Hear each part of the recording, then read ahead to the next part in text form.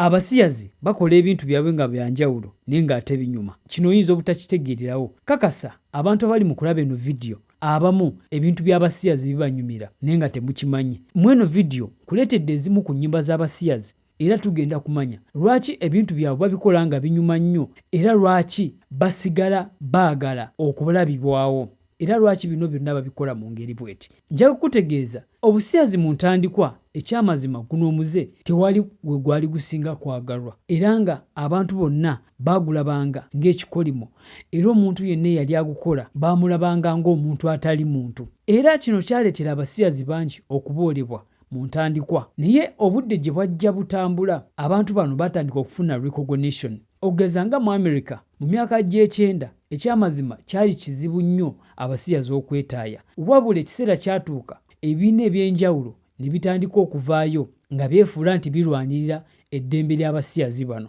era gye byakomekkerera ng'abasiyazi batandise okufuna eddoboozi. Era ebimu ku bisoomoozo by'abasiyazi bye bakyasinze okufuna bwe bulwadde bwa mukenenya. Mu mawanga ag'enjawulo n'okusingira ddala America yasinga okuluma abasiyazi olw'ensonga nti gavumenti mu ekyo ekiseera yali tebarecognizinga nga kino kyabaleeteranga n'obutafuna ddagala nga bagenze mu malwaliro. Wabula kino kyajja nga kikyukamu oluvannyuma lw'abantu ab'enjawulo naddala abali mu entertainment industry okuvaayo ne balangira mu lwatu nti baali basiyazi. Okuvaawo olw'okusoomoozebwa kuno abasiyazi bano kwe baafuna baasalawo okukola ebintu byabwe nga biri unique ate nga binyumira abantu bonna, nga kino kikolebwa okusobola okusika abantu abalala abatali kitundu ku bo okubeegattako nti bw'oba onyumirwa omuntu kyakola naye nga ggwe toli kyali nti kiba kyangu nnyo okusikibwa n'omwegattako. Y'ensonga lwaki nti bakola ebintu byabwe nga binyuma. Kankuwa ekyokulabirako. Alabye eno vidiyo gye natandikidde ku TikTok ekitundu ekyasoose nakuzannyidde ennyimba z'abasiyazi era nga nkakasa mu ezo ennyimba zonna temusobola kubulamu nnyimba z'osinga kunyumirwa. Bw'atalabye vidiyo y'oku TikTok ezimu ku nnyimba ze nataddeyo kuliko oluyimba oluyitibwa How Do You Sleep nga luno lwayimbirwa Sam Smith. Ono amanyiddwa nnyo era namukolako n'emboozi. Waliwo olulala lwe bayita Not Here to Make Friends era nalwo lwa Sam Smith.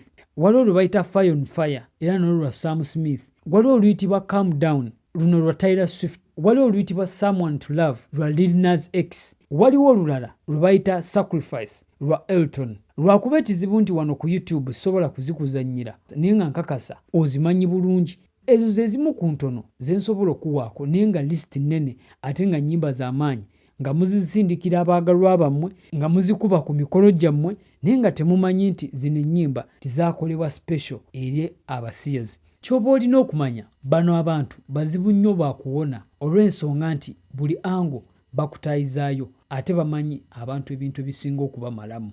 Eno strategy eyambyeko abantu bano okwongera okugaziwa oba okugaziya endowooza yaabwe mu mawanga ag'enjawulo oba mu bitundu by'ensi eby'enjawulo. Olw'ensonga nti oli ne waabanga si musiyazi ne yeesanga nga omuyimbi gw'abadde asinga okwagala musiyazi ayinza obutakitwala ng'ensonga olw'ensonga nti omuntu oli aba yamuyingira mu mutima. Omuntu oyo nga bwekugambyeko emabega kiba kyangu nnyo eky'okumurikulutinga. Wali weebuuzizaako lwaki bino byonna bikolebwa era kigendererwa ki ekiri emabega w'ensonga eno. Vidiyo eno ejja kuwanvuwa singa naayagala okunnyonnyola obuzibu obuli mu kintu kino ekikwatagana ku eno ensonga kulaba nga bagisindiikiriza mu bantu. Wabula bwe munaamwagadde okumanya ebisingawo ku eno ensonga nja bakolera vidiyo ey'okubiri nga mbannyonnyola ensonga eno oyongere okutegeera buli kimu. Kwebaza olwakadde kwadde okulaba eno vidiyo teweerabira okusubscribinga ssaako n'okunyiga mukadde osobolenga okufunanga notification buli naaba nkoze vidiyo empya. Tusinkane mu vidiyo enaddako.